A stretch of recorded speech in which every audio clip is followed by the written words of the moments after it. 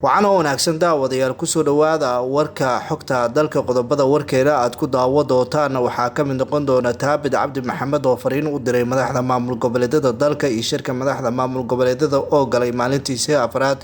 Jenaraal Xuud oo sheegay in ciidamada la dagaalamay ay ahaayeen kuwo ka tirsan xoogga dalka isla markaana ay xoog kula wareegi doonaan guud ahaan gobolka Hiiraan iyo sidoo kale farmaajo eedeymo kala duwan loo jeedinayo ee qorshaha laga damacsan yahay waqti kan rooble oo u muuqanayo kuwo dhibaatooyin kala duwan hadda horseedi kara iyo xaaladda adag ee waqtiga kan ka jirta wadanka Itoobiya iyo TPLF oo gibi ahaanba laga saaray wadankaasi qodobadaas iyo qodobo kale ayaad warkeena ku daawan doontaan haddaba daawada haddii aad page-keena ku cusub tahay follow noo dheh isla markaana channel-keena subscribe saar waadna ku mahadsantihiin daawashada warkeena aan ku bilaabo qodobka ugu horeeya ee warka shirka madaxda maamul goboleedyada dalka ee ka soconaya Muqdisho ayaa galay maalintiisii afraad iyadoona shirkani ay ka qayb galayaan madaxda maamul goboleedyada dalka iyo sidoo kale gudoomiyaha gobolka Banaadir shirka ayaa waxaa diiradda lagu saarayaa arrimaha doorashooyinka iyo sida amniga guud ee dalka loogu wareejin lahaa Maxamed Xuseen Rooble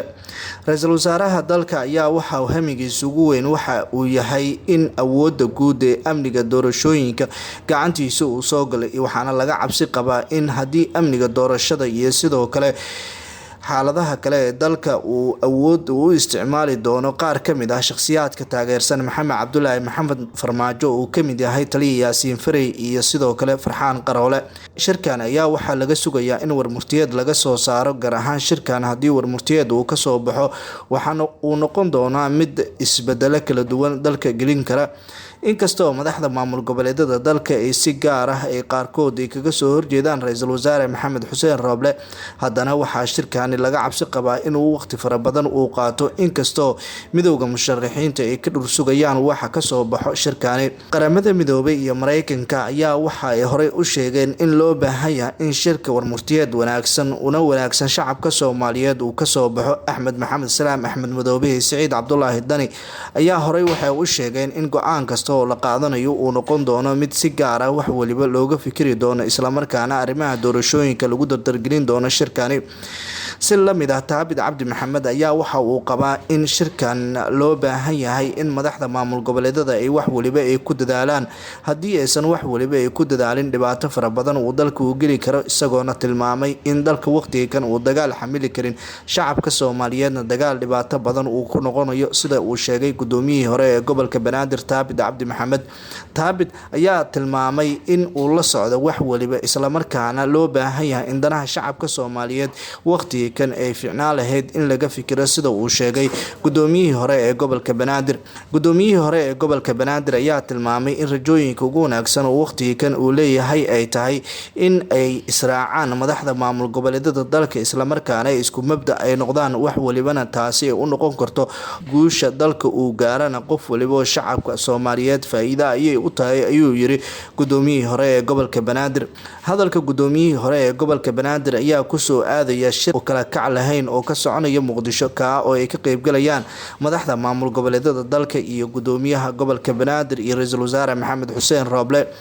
inkastoo tiimka Farmaajo ay hadda aad ugu mashquulsan yihiin sidii u qalqalgelin lahaayeen shirka ka soconaya Muqdisho Farmaajo ayaana qarash fara badan ku bixinayay in gibi ahaanba shirkaasi wax natiijo uusan ka soo bixin qarashka ugu badan ayaa hadda waxaa qaadanaya madaxda maamul goboleedyada qaar gaar ahaan Galmudug iyo Hirshabeelle tani ayaana caqabad weyn ay ku noqonaysaa shirka haddii sidaan xaaladdu ay sii ahaato inkastoo hogaamiyaasha kala duwan ee caalamku ay il gaar ah ay ku hayaan wax waliba oo ka soo bixi kara shirkani tani ayaana waxay u muuqanaysaa in saameyn badan ee bulshada ay ku yeelanayso qorshaha waqtiga kan uu damacsan yahay Farmaajo ayaa waxa u muuqanaya mid uu ku doonayay in wax waliba ay sida ugu dhaqsiga badan ay isku bedelaan hase ahaatee uma muuqanaysa inay wax waliba ay si fudud isku bedelayaan maadaama maalinta ka dambeysa ay aad u adkaanaysa xaaladaha kala duwan ee mararka qaarkood jira dhinaca kalena daawadayaal Generaal Xuud oo kamid ah saraakiisha sida gaarka uga soo horjeedo madaxweynaha maamulka Hirshabelle Cali Guudlaawe Xuseen ayaa waxa uu markale uu saacad u tilmaamay in ciidamada la dagaalamay ay ahaayeen kuwo ka tirsan militariga Soomaaliya. Generaal Xuud ayaa waxa uu sheegay in ciidamada militariga Soomaaliya ay dagaal cad ay la galeen, taasina ay dhibaato weyn ay ku tahay jiritaanka ummadda Soomaaliyeed. Generaalka ayaa eedeyn u jeediyay saraakiisha ciidanka xoogga dalka, waxaana uu sheegay in wax waliba ay fiicnaan lahayd in si gaar ah looga fikiro haddii dhibaatada gobolka Hiiraan ay sii socotana ay noqon doonto mid ay mar walba cawaaqib xumo ula kulmi doono hogaamiyaha Hirshabelle Cali Guudlaawe Xuseen. Generaal Xuud ayaa shacabka degan qaybo kamid ah gobolka Hiiraan ugu baaqay in ay mar waliba ay dhaxda u xirtaan jiritaanka ummadda degta gobolka Hiiraan, isagoona tilmaamay in xaafad kasta oo ka tirsan gobolkaasi ay tahay mid ay mar walba ay diyaar u yihiin inay difaacaan. Magaalada Beledweyne ayay ciidamadiisu ay ku sugan yihiin, kuwaasi oo horey loo sheegay in ciidamadan ay noqonayaan kuwo awood ku doonaya inay kula wareegaan magaalada Beledweyne. Inkastoo duqa gobolka Hiiraan uusan ku sugnayn magaalada, haddana waxaa jira waan ay odayaasha dhaqanka ee wadaan oo ay ku doonayaan in wax waliba caqabada ah oo jira ay ku xaliyaan. Inkastoo odayaasha gobolka Hiiraan qaarkood ay sheegeen inaysan ku qanacsaneyn madaxweynaha maamulka Hirshabelle, waxaa muran aad u xoogan oo ka jira sida loo kala qaybsaday awoodda guud ee maamulka Hirshabelle, maadaama beelaha dega gobolka Hiiraan ay sheegeen inay xaq u leeyihiin madaxweynaha maamulka Hirshabelle. Hase ahaatee beelaha dega gobolka Shabeellada Dhexe ayaa horey waxaa loogu heshiiyey in caasimadu ay qaataan, hadda laakiinse beelaha dega gobolka Shabeellada Dhexe ayaa qaatay awoodda madaxweynaha, iyadoo horey ay usoo qaateen beelaha dega gobolka Hiiraan awoodda madaxweynaha maamulka Hirshabelle. Maamulka Hirshabelle ayaa waxaa yagleelay madaxweynihii hore ee Soomaaliya Xasan Sheekh Maxamuud, isagoona sheegay in waqtigan loo baahan yahay in wax waliba la xaliyo isla markaana laga hortago dhibaatooyinka shacabka soo gaari kara. Shacabka Hiiraan iyo sidoo kale qaybaha kala duwan ee Hirshabelle ayaa horey si gaar ah kaga hadlay dhibaatooyinka kala duwan ee waqtigan jira. Sidoo kale waxaa horey uga hadlay madaxweynihii hore ee maamulka Hirshabelle Maxamed Cabdi Waare, isagoona sheegay in aysan Hiiraan xamili karin dagaal. dhinaca kalena daawadayaal weli waxaa soconaya baaritaanadii ugu dambeysay ee lagu ogaanayo cidda sida rasmiga ah uga dambeysay weerarkii lagu qaaday xafiiska ra'iisul wasaare Maxamed Xuseen Rooble. Qaramada Midoobay iyo Mareykanka ayaa ka digay haddii uu farmaajo uu ku lug yeesho weerarkii lagu qaaday xafiiska ra'iisul wasaare Rooble. Qaramada Midoobay iyo Mareykanka ayaa wax waliba kor kala socdo, iyagoona ay damacsan yihiin inay tallaabo cad ay ka qaadaan Maxamed Cabdullaahi Maxamed Farmaajo. hase ahaatee farmaajo iyo kooxdiisa ayaa ku andacoonaya in waqtigan uu Rooble uusan ahayn ra'iisul wasaaraha dalka, isla markaana kalsoonida uu kala laabtay madaxweynaha Soomaaliya Maxamed Cabdullaahi Maxamed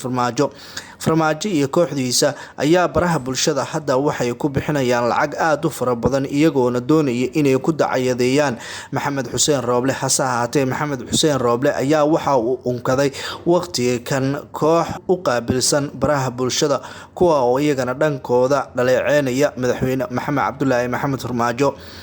sidoo kale waxaa waqtigan gebi ahaanba u muuqanayaa in shirarka kala duwan ee Muqdisho ka soconaya kuwa aanan wajiyo fara badan aan yeelanaynin, inkastoo gudoomiyihii hore ee golaha shacabka Maxamed Sheekh Cismaan Jawaari uu sheegay in dalka waqtigan loo baahan yahay in la samata bixiyo xaaladaha uu ku jiro, maadaama xaalad adag dalka waqtigan uu marayo, siyaasadana ay u muuqanayso mid adag. Siyaasadda Soomaaliya ayaa maalinba maalinta ka dambeysa waxay u muuqanaysaa mid xaalad adag galayso, iyadoo madaxda maamul goboleedyada iyo sidoo kale ra'iisul wasaare Rooble ay ku dadaalayaan sidii doorasho cadaalad ah ee dalka ay kaga dhici lahayd. midowga musharaxiintana ay rajeynayaan in doorasho wanaagsan dalka ay ka dhacdo. guud ahaan daawadayaal, warkii oo aad ka daawanayseen xogta dalka daawadayaal waa naga intaa. haddii aad daawada page-keena ku cusub tahay follow noo dheh, isla markaana subscribe noo saar channel-keena. waadna ku mahadsantihiin daawashada warka xogta dalka.